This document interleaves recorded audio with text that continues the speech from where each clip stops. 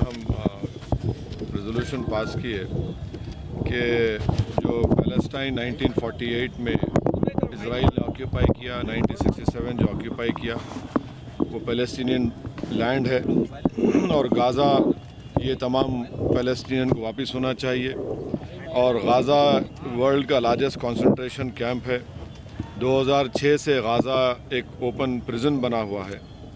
और साथ ही साथ हम वेस्ट बैंक से इज़राइल का विड्रॉल पूछे हैं, पास किए हैं।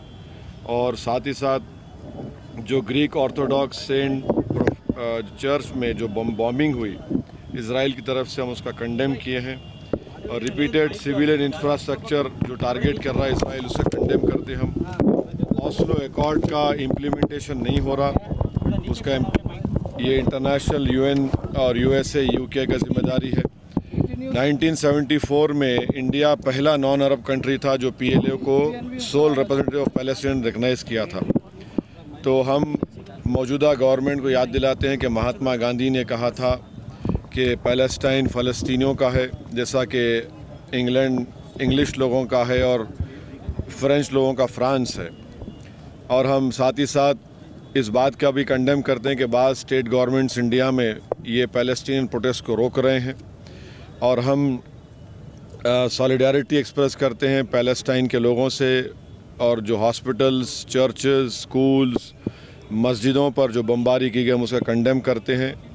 और साथ ही साथ हम इज़राइल की तरफ से जो एक ट्रांसफ़र प्लान इज़राइल इम्प्लीमेंट करना चाहता है, जिसमें गाज़ा से फ़लस्तीनियों को सीनाई डेजर्ट में और वेस्ट बैंक से जॉर्डन में ढकलना चाहता है, हम उसे कंडेम करते हैं। और हमने गवर्नमेंट ऑफ इंडिया से ये डिमांड किया है कि 1987 में भी जब जाफना का ब्लॉकेड हुआ था तो इंडिया ने बड़े ट्रांसपोर्ट प्लेन्स के ज़रिए श्रीलंकन स्पेस में जाकर वहाँ से खाना, मेडिकल इक्विपमेंट 10 मिलियन लोगों को दिया। दूसरा, हम मिसाल दे रहे हैं यूएस को ये मालूम होने के लिए कि जब बर्लिन का ब्लॉकेड को यूएस ने थ्वाट किया, रोका था, और सोवियत यूनियन को बोलकर वहाँ पर एक कॉरिडोर बनाया गया ह्यूमैनिटेरियन सप्लाईज़ के लिए, जो जून 1948 से मई 1949 तो जाता था। तो अब ये जितना भी गाज़ा में हो रहा है, जिसमें 5,087 लोगों की मौत हुई है, जिसमें 2005 बच्चे मारे गए इज़राइल की तरफ से, 1,119 महिलाओं की हत्या की गई, 187 एल्डरली लोगों की हत्या हुई, 15,898 लोगों की इंजर्ड हुई है। हम साथ ही साथ ये हमास से भी डिमांड करते हैं कि वो महिलाओं को और जो ज़ईफ़ लोग हैं उनको छोड़ें। हम इज़राइल से डिमांड करते हैं कि जो 6,000 फ़लस्तीनी जेल में हैं उनको रिहा करे। और आज भी इज़राइल के जेलों में 1,000 से ज़्यादा मासूम बच्चे हैं, इज़राइल उनको छोड़े। ये प्रोटेस्ट मीटिंग में इन तमाम चीज़ों को डिस्कस किया गया। इंडिया एड भेज रहा है तो उसको कैसे देखते हैं? हम देखिए, एड इंडिया भिजा रहा है, मगर इज़राइल ये कह रहा है कि हम एड अलाउ नहीं करेंगे। हम जो है राफा से, इजिप्ट से राफा से गाज़ा में एड भिजाने की बात कर रहे हैं, हमारे प्लेन्स भी चले गए हैं। मगर और हम प्राइम मिनिस्टर नरेंद्र मोदी से डिमांड करते हैं कि वो पहले सीज़ फायर कराए, वहाँ पर गाज़ा में सीज़ फायर कराए, गाज़ा में एक ह्यूमैनिटेरियन कॉरिडोर को खोला जाए। गाज़ा में 50,000 महिला प्रेग्नेंट है, अस्पताल ख़त्म हो रहे हैं, अस्पतालों में बिजली नहीं है, ऑक्सीजन नहीं है, एनेस्थीसिया नहीं है। तो हम हमारे देश के प्रधानमंत्री से ये अपील करते हैं, डिमांड करते हैं कि वो इज़राइल पर, बल्कि हमारे प्रधानमंत्री G20 के भी अब हमारे पास प्रेसिडेंसी है, तो हम जब यूक्रेन पर हमले का कंडेम करते हैं तो ये भी हमला कंडेम करके वहाँ पे ह्यूमैनिटेरियन एक कॉरिडोर खोलना चाहिए, ताकि गाज़ा की जनता को ह्यूमैनिटेरियन रिलीफ मिल सके। हम उम्मीद करते हैं कि हमारे देश के प्रधानमंत्री ये बात इज़राइल को करेंगे और इसका एक कॉरिडोर खुलवाएंगे। और एड की ज़रूरत है वहाँ पर। आप अंदाज़ा लगाइए कि 5,000 लोगों की मौत हो गई है। अस्पताल पर इज़राइल बमबारी कर रहा है, अस्पतालों को बर्बाद कर रहा है। तो फिर कैसा होगा उन लोगों की, उनकी सहायता, उनकी मदद कैसे की जा सकती है? सर, एक और एड के साथ आज प्रधानमंत्री ने भी कई देशों के हेड से बात की है एफर्ट्स कर रहे हैं? नहीं, प्रधानमंत्री से अभी प्रधानमंत्री के पास दिसंबर तक G20 की भी जिम्मेदारी है। जिस तरह G20 में हमने एक जॉइंट कम्युनिके बोलिए जॉइंट स्टेटमेंट हमने जारी किया, जिसमें हमने कंडेम किया था कि किसी भी कंट्री पर इन्वेजन का, ये ऑक्यूपाइड टेरिटरीज हैं।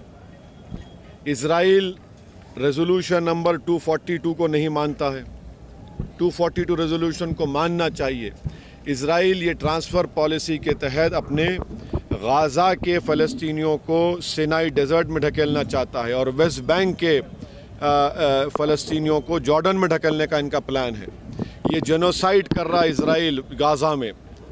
देश के प्रधानमंत्री को एज ए G20 के हेड की भी उन पर एक एडिशनल जिम्मेदारी है कि वो सीज़ फायर करवाए और वहाँ पर एक ह्यूमैनिटेरियन कॉरिडोर खुलवाए ताकि फ़लस्तीनियों को उनको राहत मिल सके, उनकी जान बचाई जा सके। और मैक्सिमम बच्चे मर रहे हैं, आप अंदाज़ा लगाइए कि 2000 बच्चे मर चुके हैं। इससे बड़ा बर्बरियत क्या हो सकती है?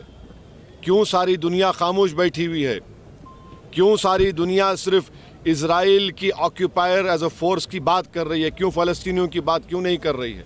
ये बड़ी अफसोसनाक बात है। ये इनकी ड्यूअल पॉलिसी है जो दुनिया के सामने लोग बेनकाब हो रहे हैं।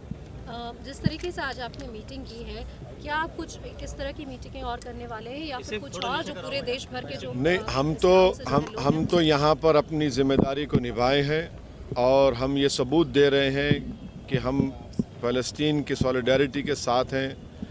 हम फ़लस्तीनियों पर जो जुल्म जेनोसाइड उन पर हो रहा है इजराइल की तरफ से, उसका कंडेम करने के लिए हम जमा हुए हैं।